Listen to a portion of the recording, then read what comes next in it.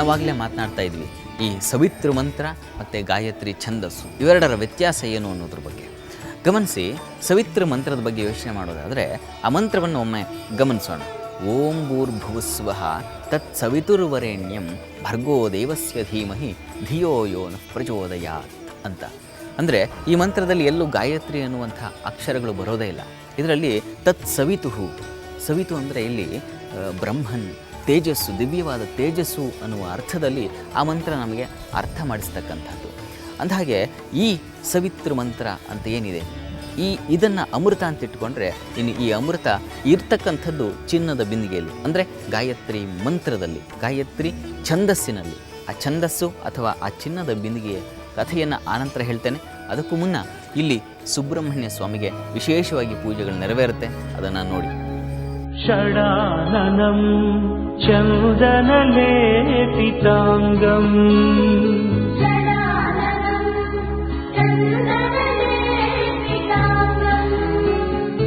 ಮಹೋರಸಂ ದಿವ್ಯಮಯೂರವಾಹನಂ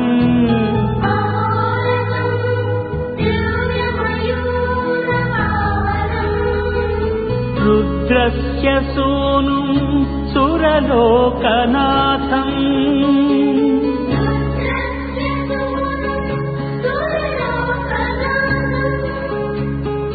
ಬ್ರಹ್ಮಣ್ಯದೇವಂ ಶರಣಂ ಪ್ರಪದ್ಯೆ.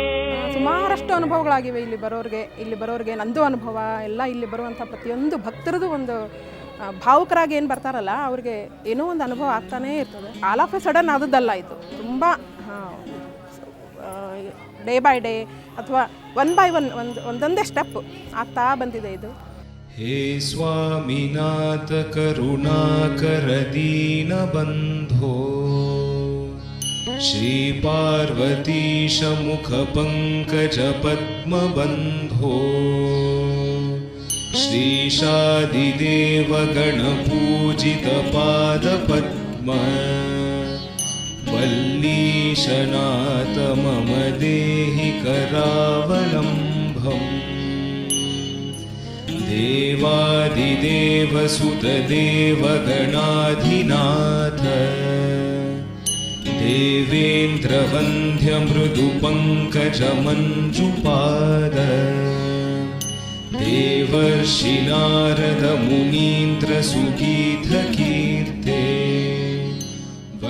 ಇನ್ನು ಗಾಯತ್ರಿ ಛಂದಸ್ಸು ಅಂದರೆ ಏನು ಅಂತ ನಾವು ತಿಳ್ಕೊಳ್ಬೇಕಾಗಿದೆ. ಛಂದಸ್ಸು ಅಂದರೆ ಒಂದು ಮಂತ್ರಕ್ಕೆ ಎಷ್ಟು ಅಕ್ಷರಗಳ ಅಳವಡಿಕೆ ಆಗಬೇಕು ಅನ್ನುವಂಥದ್ದನ್ನು ಹೇಳುವಂಥದ್ದೇ ಛಂದಸ್ಸು. ಉದಾಹರಣೆಗೆ ನಮ್ಮ ಈ ಸವಿತೃ ಮಂತ್ರಕ್ಕೆ 8 ಅಕ್ಷರಗಳ ಒಟ್ಟು 24 ಅಕ್ಷರಗಳ ಸಮೂಹವನ್ನು ಒಳಗೊಂಡಂಥ ಒಂದು ಮಂತ್ರವೇ ಗಾಯತ್ರಿ ಛಂದಸ್ಸು ಅಂತ ಹೇಳುತ್ತೆ. ಅಂದಹಾಗೆ ಈಗ ಗಮನಿಸಿ, ಗಾಯತ್ರಿ ಛಂದಸ್ಸು ಅಂದರೆ ಗಾಯತ್ರಿ ಛಂದಸ್ಸು ಅನ್ನುವಂಥ ಚಿನ್ನದ ಬಿಂದಿಗೆಯಲ್ಲಿ ಸವಿತೃ ಮಂತ್ರ ಅನ್ನುವಂಥ ಬ್ರಹ್ಮನ್ ಅಥವಾ ತೇಜಸ್ಸನ್ನು ಅಳವಡಿಕೆಯಾಗಿದೆ. ಅವೆರಡರ ಸಮ್ಮಿಳಿತವೇನೋ ಅನ್ನುವ ರೀತಿಯಲ್ಲಿ ಇತ್ತೀಚೆಗೆ ನಾವು ಆ ಗಾಯತ್ರಿಗೆ ಒಂದು ಸ್ತ್ರೀ ರೂಪವನ್ನು ಕೊಟ್ಟು ಆರಾಧಿಸುವಂಥ ಕ್ರಮ ಬೆಳವಣಿಗೆಯಾಗಿದೆ. ಅಂದಹಾಗೆ ಆ ಗಾಯತ್ರಿ ಮಾತೆಯೇ ಈ ಕ್ಷೇತ್ರದಲ್ಲಿ ನೆಲೆಸಿರ್ತಕ್ಕಂಥದ್ದು. ಅಂಥ ಗಾಯತ್ರಿ ದೇವಿ, ಅಂಥ ಮಹಾಮಾತೆ ಇಲ್ಲಿ ನೆಲೆಸಿದ್ದಾಳೆ. ಆಕೆಗೆ ವಿಶೇಷ ಪೂಜಾದಿಗಳು ನೆರವೇರುತ್ತೆ. ನೀವು ಅದನ್ನು ನೋಡಿ ಕಣ್ತುಂಬಿಸಿಕೊಳ್ಳಿ.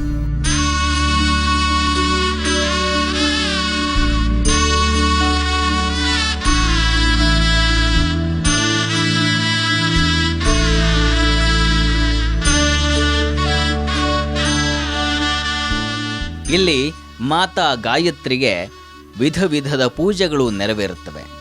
ಅದರಲ್ಲಿ ಭಜನೆ ಸೇವೆ ಅತ್ಯಂತ ಆಕರ್ಷಕ.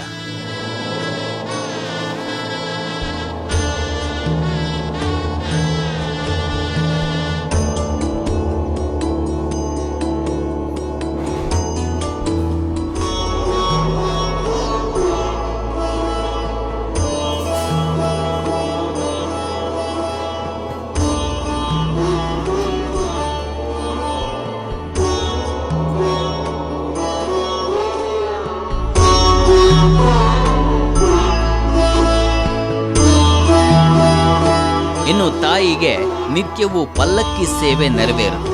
ಭಜನೆಯನ್ನ ಹೇಳ್ತಾ ತಾಯಿಯನ್ನು ಹೊತ್ತು ತಿರುಗುವ ಈ ಸೇವೆ ತಾಯಿಗೆ ಅತ್ಯಂತ ಪ್ರಿಯ.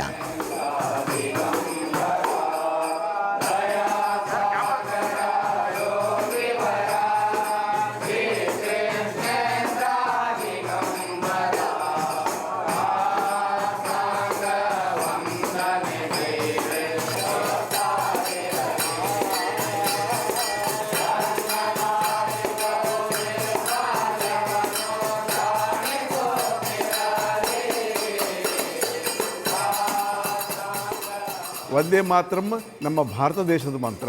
ನಮಗೆ ತೇಜಸ್ವಿಗಳು ಇದನ್ನೇ ಹೇಳ್ತಾರೆ, ವಿಶೇಷವಾಗಿ ವಂದೇ ಮಾತರಂ ಅಂತಕ್ಕಂಥದ್ದು ನಮ್ಮ ಭಾರತ ದೇಶದ ಮಂತ್ರ, ಗಾಯತ್ರಿ ಮಂತ್ರ ವಿಶ್ವ ಮಂತ್ರ ಅಂತ ಹೇಳ್ತಾರೆ. ಅದಕ್ಕೆ ಇವತ್ತು ಫಾರಿನ್ದಾಗೆಲ್ಲ ಎಲ್ಲನೂ ಕೇಳ್ತೀವಿ, ಎಲ್ಲ ಎಲ್ಲಿ ಗಾಯತ್ರಿ ಮಂತ್ರ ಫಾರಿನ್ದಾಗೆಲ್ಲ ಕೂತು ಮಾಡ್ಲಿಕ್ಕಿದ್ದಾರೆ. ಆದರೆ ನಮ್ಮ ದೇಶದೊಳಗೆ ಅದು ಯಾಕೋ ಕಮ್ಮಿ ಆಗಿತ್ತು. ಈಗ ಮತ್ತು ಅದರ ಪ್ರಚೋದನ ಇವತ್ತು ನಮ್ಮ ಗಾಯತ್ರಿ ತಪೋಭೂಮಿಯಿಂದ ಆಗ್ಯದ ಅಂತ ಹೇಳಲಿಕ್ಕೆ ನಮಗೆ ಆನಂದ ಆಗ್ತದೆ. ಅದಕ್ಕೆ ಗಾಯತ್ರಿಯಿಂದ ಸಕಲ ಕಲ್ಯಾಣ ಆಗಲಿ, ಎಲ್ಲರ ಅಭಿವೃದ್ಧಿ ಆಗಲಿ, ವಿಶ್ವ ಸಂರಕ್ಷಣೆ ಆಗಲಿ, ದೇಶ ಸಂರಕ್ಷಣೆ ಆಗಲಿ, ನಮ್ಮ ರಾಜ್ಯ ಸಂರಕ್ಷಣೆ ಆಗಲಿ ಅಂಥೇಳಿ ನಾವು ಪ್ರಾರ್ಥಿಸ್ತೇವೆ.